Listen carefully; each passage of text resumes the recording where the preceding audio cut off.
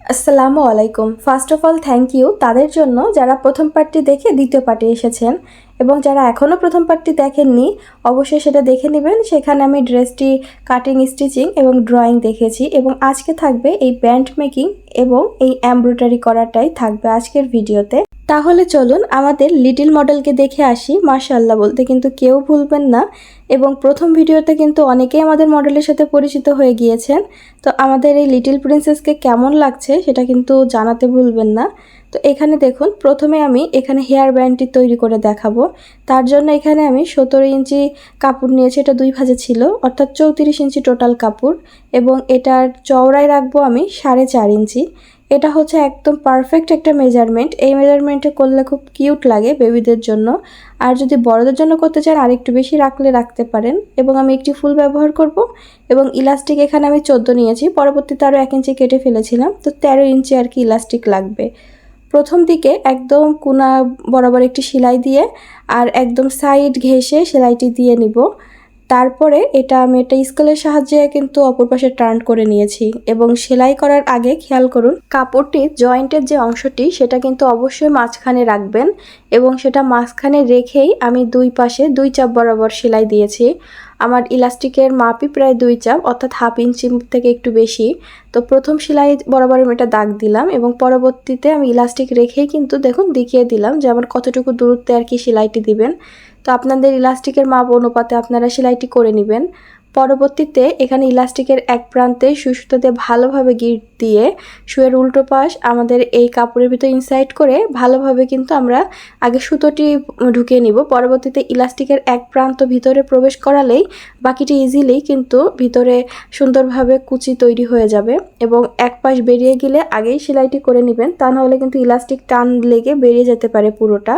এখানে কুচির গ্যাদারগুলো সব দিকে ঠিক করে নেবেন। পরবর্তীতে 2 পাশ একসাথে করে ভালোভাবে আগে একটি সেলাই দিয়ে নেবেন, পরবর্তীতে এই সেলাইয়ের উপরে একটি চাপ সেলাই দিবেন, তাহলে জয়েন্টটি আর সেভাবে বোঝা যাবে না। তো আমি সেলাইটি কমপ্লিট হয়ে গেলে ব্যান্ডের ঠিক একদম মাঝ বরাবর আমরা চিহ্নিত করে নিব, এবং মাঝখান থেকে কিছুটা সাইডের দিকে আমি ফুলটি লাগাবো, তাহলে ভালো দেখা যাবে।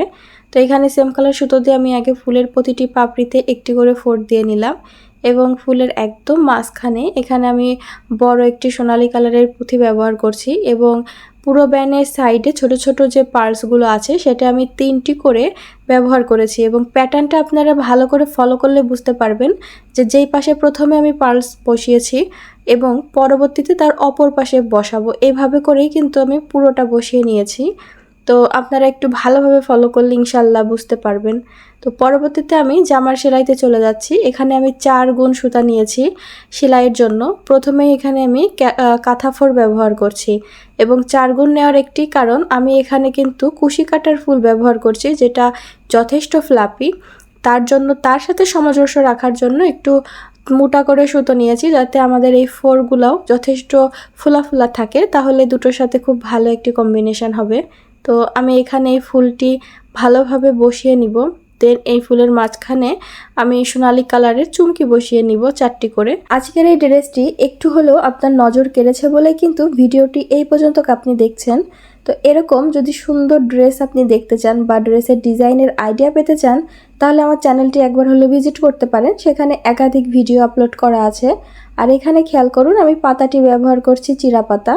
তো চিরা পাতার সেলাইটি জাস্ট 2 পাশে ফোঁড় তুললেই হয়ে যায়।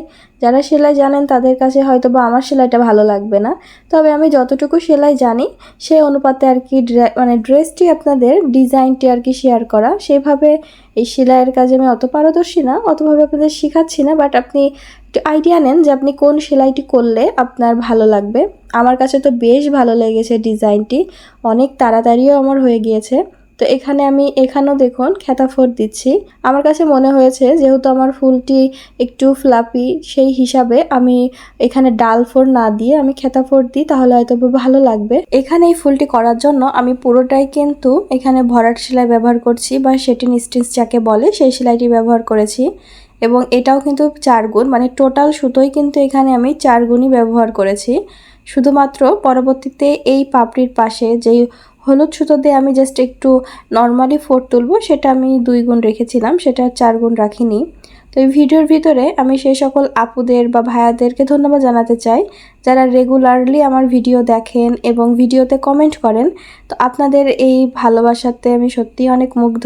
অনেক অল্প দিনে আপনাদের কাছ থেকে অনেক সাপোর্ট পেয়েছি, তার জন্য অসংখ্য ধন্যবাদ। আরেকটি কথা, সেলাইয়ের পরে অবশ্যই চেষ্টা করবেন আয়রন করতে, কিন্তু সেটা উল্টো পাশে করবেন, তাহলে আপনার সেলাইটি নষ্ট হবে না এবং খুবই সুন্দর লাগবে।